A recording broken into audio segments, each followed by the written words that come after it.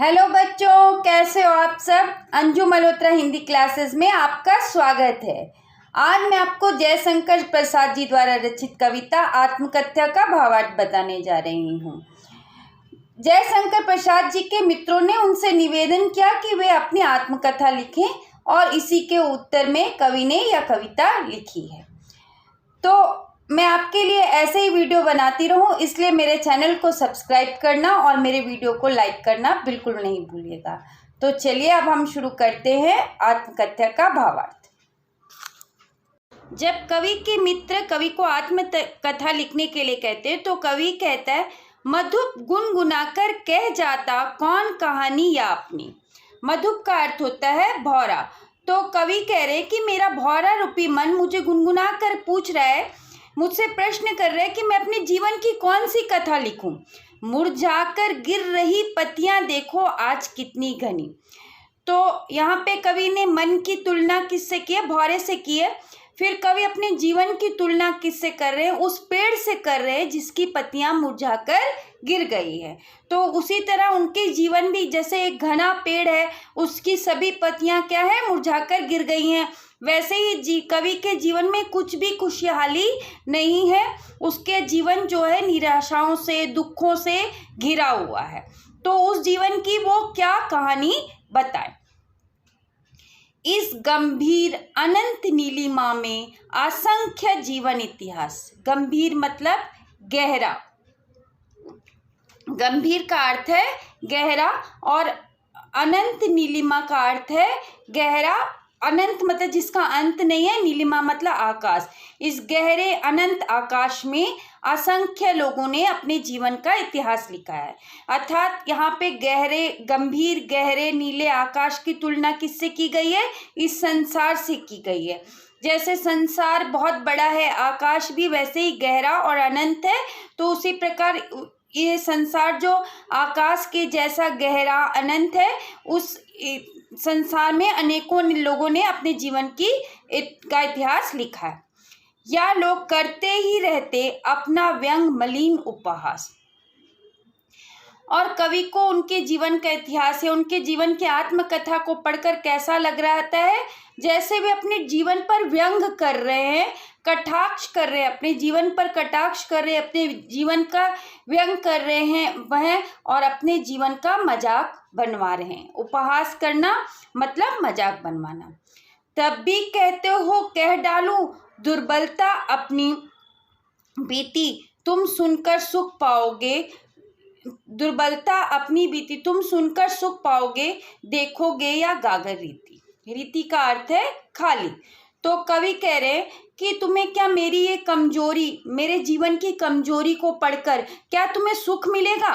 क्या तुम्हें मेरा जीवन खाली गागर, जैसे गागर खाली गागर होता है ना, वैसे मेरा जीवन है जो जिसमें कुछ भी नहीं है, वह खाली है, उसमें दुख ही दुख भरा है, सुख की कोई बातें नहीं है। तो मेरे जीवन का वह खाली गागर देखकर तुम्हें क्या सुख मिलेगा? तुम्हें कुछ भी सुख उससे मिलने वाला नहीं है। तो मैं अपनी दुर्बलताओं को, अपनी कमजोरियों को आत्मकथा में लिखकर क्यों बताऊं?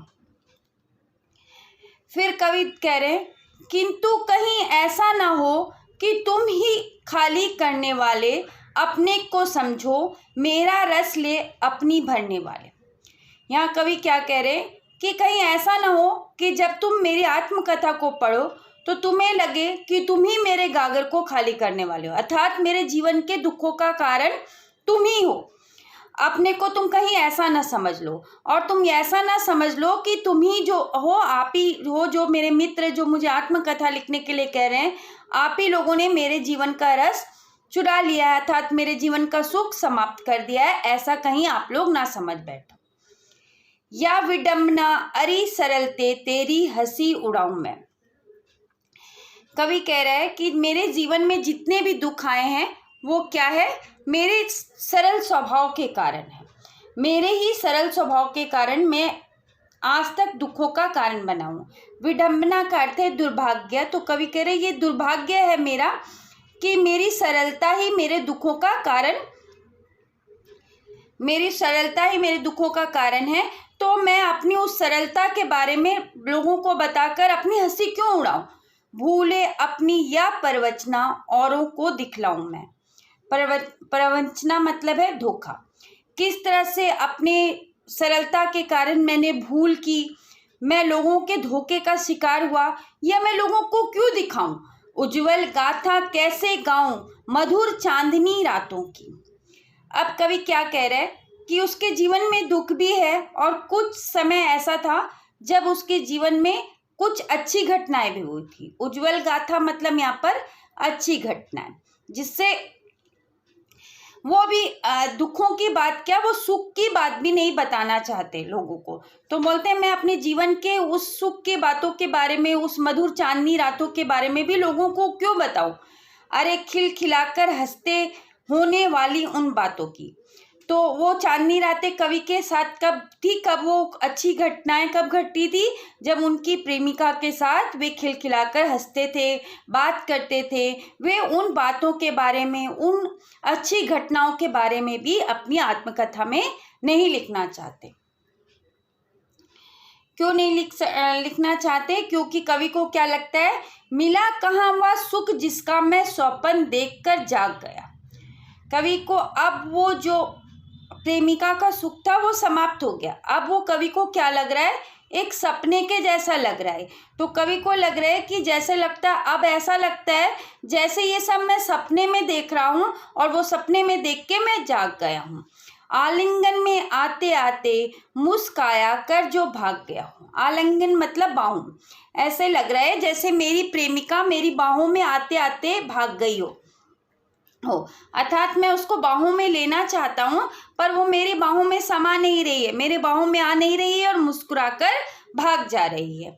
जिसके अरुण कोपलों की मतवाली सुंदर छाया में अनुरागनी उषा लेती थी निज सुहाग मधुमाया में। अरुण कोपलों मतलब लाल लाल गालों। तो कवि यहाँ पर अपने प्रेमिका की सुंदरता का वर्णन कर रहे हैं। कह रहे हैं कि उसके प्रेमिका के गाल इतने सुंदर लाल, अरुण मतलब लाल होता है, कोपल मतलब गाल, उसके प्रेमिका के गाल इतने सुंदर लाल और मतवाले हैं जिसे देखकर लग रहा है कि प्रेममयी उषा, अनुरागिनी उषा मतलब प्रेममयी उषा अब उससे अपनी लालिमा चुरा रही है। ठीक है, उसके गालों से अपनी लालिमा चुराती है, ऐसा कवि को प्रतीत हो रहा है। इसका अर्थ यह है कि कवि कह रहा है कि उसकी प्रेमिका के गाल जो है वो प्रेममयी सुबह के लालिमा से भी ज्यादा लाल है, अर्थात जो सुबह की लालिमा होती है ना, उससे भी ज्यादा उसके गाल लाल हैं। उसकी स्मृति पथे बनी है थके पथिक की पंथा की। स्मृति मतलब होता है याद। तो कवि कह रहा है कि जो मेरी प्रेमिका है उसकी यादें जो है वो मेरे लिए पथय के समान है। पथय का अर्थ क्या है, रास्ते में जो हम सामान लेकर जाते हैं ना, जिससे हमें आराम मिलता है, कुछ आराम के लिए, जैसे कुछ भोजन कुछ भी जो हम रास्ते में लेकर जाते हैं, उसका अर्थ होता है पथय। पथय लेकिन यहाँ कवि का अर्थ है कि सहारा, संबल। यहाँ कवि का वो क्या बना है, उसकी याद ही उसका सहारा है। आज कवि के पास वो प्रेमिका नहीं है, उसकी यादें ही उसका सहारा बनी हुई है। और कवि अपनी तुलना एक थके हुए राही से कर रहा है। थके पथिक मतलब एक थका हुआ राही हूं मैं, जिसे आराम की आवश्यकता है, और मेरी प्रेमिका की याद ही मेरे लिए वो सहारा है जिसके सहारे मैं आगे बढ़ रहा हूँ। सिवान को उधेड़ कर देखोगे क्यों मेरी कंथा की। कवि कह रहे क्यों मेरे सिए हुए दुख को, अर्थात मेरे हृदय में जो दुख छिपा हुआ है उसे उधेड़ कर तुम क्यों देखना चाहते हो। क्यों उस दुख को जिसको मैं अब नहीं फिर से बताकर नया दुख दर्द जागृत नहीं करना चाहता सॉरी, उस दुख को तुम क्यों सुनना चाहते हो, क्यों मेरे उस दुख को फिर से उधेड़ना चाहते हो। छोटे से जीवन की कैसे बड़ी कथाएं आज कहूं। कवि कह रहा है कि मेरा जीवन बहुत ही छोटा सा है और उसमें बहुत छोटी छोटी घटनाएं हैं, मैं उसकी बड़ी बड़ी घटनाएं नहीं बनाकर लिख सकता, मैं झूठ नहीं लिख सकता। कवि का अर्थ है कि आत्मकथा में जीवन की सच्ची घटनाएं लिखनी चाहिए और मेरे छोटे से जीवन में कोई ऐसी बड़ी कथा नहीं है जिसे मैं लिखूं। क्या यह अच्छा नहीं कि औरों की सुनता मैं मौन रहूं। इससे तो अच्छा है कि मैं अपनी आत्मकथा नहीं लिखूं, मौन रहूं, मतलब मैं चुपचाप रहकर दूसरों की आत्मकथा सुनता रहूं। सुनकर क्या तुम भला करोगे मेरी भोली आत्मकथा, और तुम्हें क्या आनंद मिलेगा, तुम्हारा क्या भला होगा मेरी सीधी सादी आत्मकथा को सुनकर। अभी समय भी नहीं, थकी सोई है मेरी मौन व्यथा। और मेरे जितने भी दुख तकलीफ है ना, अब मैं उन दुख तकलीफों के साथ मैंने एडजस्ट कर लिया है। मुझे अब जीवन में शांति मिल गई है। मैं थक गया हूँ उस दुख को सहते सहते, तो अब मैं फिर से उस दुखों को बताकर दोबारा उस दुख को जागृत नहीं करना चाहता, उस दुखों को फिर से झेलना नहीं चाहता। इसीलिए मैं अभी अपनी आत्मकथा नहीं लिख सकता। तो इस प्रकार कवि ने यहाँ पे अपनी आत्मकथा क्यों नहीं लिखना चाहते हैं उन्होंने बताया है। तो यहाँ पे कवि ने बहुत सारी चीज़ों का तुलना कर करके कहा है। तो उस तुलना को समझने के लिए इस कविता के सारांश को आप बहुत अच्छे से देखिएगा और अच्छे से सुनिएगा, ताकि आपको पता चल जाए कि कवि ने किसके साथ किसकी तुलना की है। ठीक है, तो ऐसे ही मैं आपके लिए वीडियो बनाती रहूं, इसलिए मेरे चैनल को सब्सक्राइब करना और मेरे वीडियो को लाइक करना बिल्कुल नहीं भूलिएगा। तो अगला वीडियो मैं आपके लिए बनाऊंगी जिसमें मैं आत्मकथा के प्रश्न उत्तर बताऊंगी।